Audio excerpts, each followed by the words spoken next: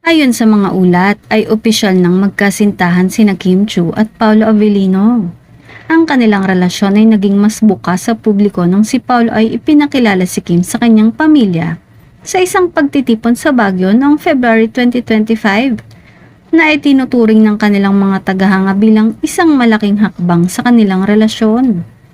Bagamat hindi pa nila direktang inaamin ang kanilang relasyon, ang kanilang mga kilos at interaksyon ay nagbibigay ng mga pahiwatig.